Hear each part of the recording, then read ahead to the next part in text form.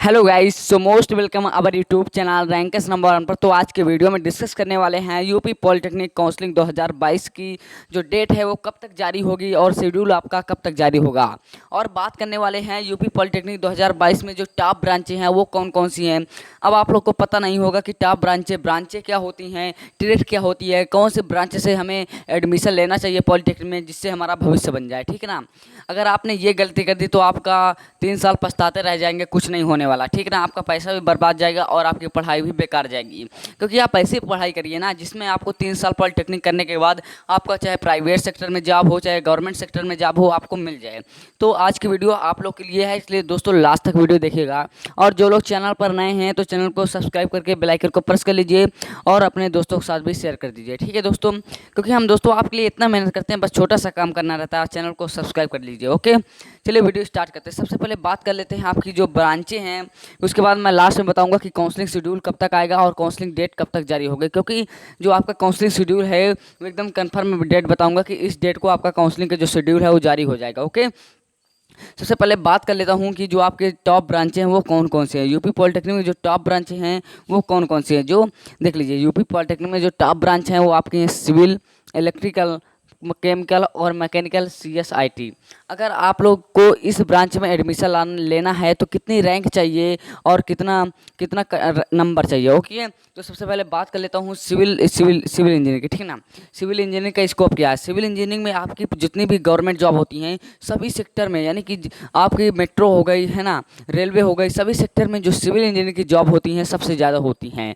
और सबसे ज़्यादा वैकेंसी की बात करें, सबसे ज़्यादा वैकेंसी जो आती हैं वो सिविल इंजीनियरिंग में ही आती हैं, सिविल ब्रांच में ही आती हैं।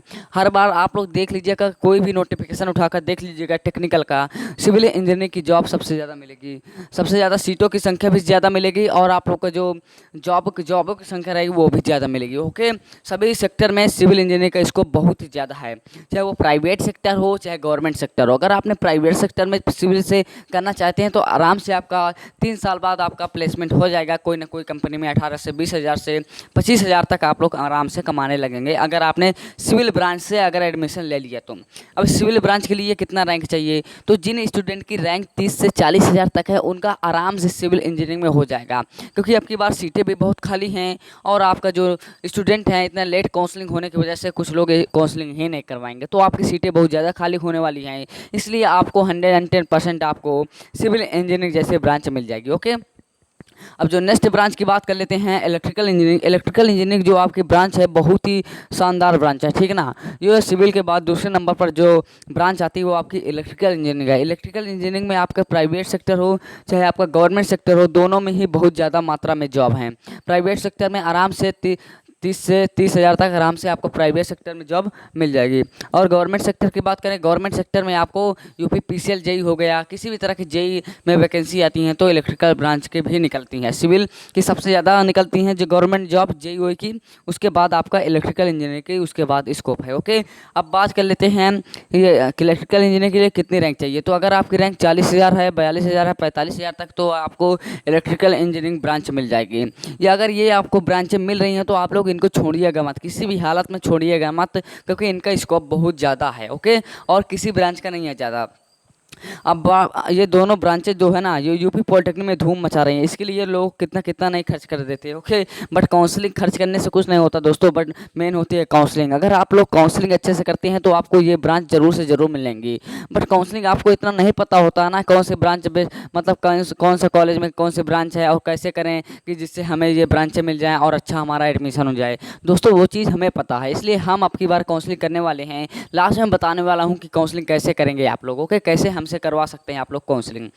चलिए बात कर लेते हैं नेक्स्ट ब्रांच की, जो है आपकी मैकेनिकल जैसी ब्रांच। मैकेनिकल ब्रांच है ये आपकी बहुत ही शानदार ब्रांच है। अगर आपने पॉलिटेक्निक में मैकेनिकल इंजीनियरिंग से अगर डिप्लोमा कर लिया, पॉलिटेक्निक कर लिया, तो आपकी 3 साल बाद आपको कहीं भटकने की ज़रूरत नहीं है।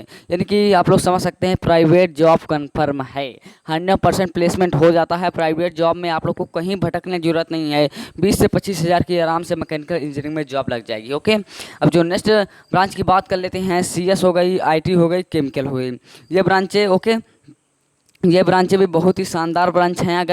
अगर ये ब्रांच देख लीजिए, जो मेन थ्री ब्रांचें हैं वो आपकी हैं सिविल इंजीनियरिंग, इलेक्ट्रिकल इंजीनियरिंग और मैकेनिकल इंजीनियरिंग। उसके बाद जो आपकी ब्रांचें आती हैं chemical engineering, CS, computer science और इंफॉर्मेशन टेक्नोलॉजी। ये 3 ब्रांचें हैं, 3 ब्रांचें आपकी उसके बाद आती हैं। सिविल, इलेक्ट्रिकल, मैकेनिकल के बाद ये भी 3 ब्रांचें हैं। इनका भी स्कोप बहुत ज़्यादा मात्रा में बढ़ रहा है। तो आप लोग को इनके बारे में पता चल गया होगा। अगर आपकी रैंक 60,000 70,000 रैंक है तो इनमें से कोई ना कोई आपको ब्रांच मिल जाएगी। अगर आपको सिविल, इलेक्ट्रिकल, मैकेनिकल मिल रही है तो आप लोग को कहीं भी छोड़ने की ज़रूरत नहीं है। ओके, कहीं भी छोड़िएगा मत, चाहे वो जैसा गवर्नमेंट कॉलेज हो आप लोग कर लीजिएगा। क्योंकि उसके बाद गवर्नमेंट कॉलेज से कोई मतलब नहीं कि आपने टॉप गवर्नमेंट कॉलेज से डिप्लोमा किया तो आपको नौकरी मिल जाएगी। नहीं दोस्तों, गवर्नमेंट जॉब आपको देखता है कि आपके पास मतलब टैलेंट है कि नहीं, कौन सी ब्रांच है, सिविल, इलेक्ट्रिकल, मैकेनिकल है तो आपको ज़रूर से ज़रूर कन्फर्म बता रहा हूँ कि आपका भविष्य बन जाएगा। आपको कहीं भटकने की जरूरत नहीं पड़ेगी।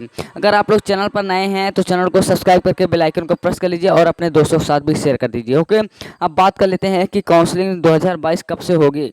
आखिर हम एक मंथ से ज़्यादा टाइम हो गया, 1.5 मंथ होने वाला है, अभी हम वेट कर रहे हैं काउंसलिंग का। आखिर काउंसलिंग कब से होगी। जो आपकी काउंसलिंग होने वाली है दोस्तों, वो आपकी सितंबर के फर्स्ट वीक यानी कि 5 या 6 सितंबर से 110% आप लोग की काउंसलिंग स्टार्ट हो जाएगी।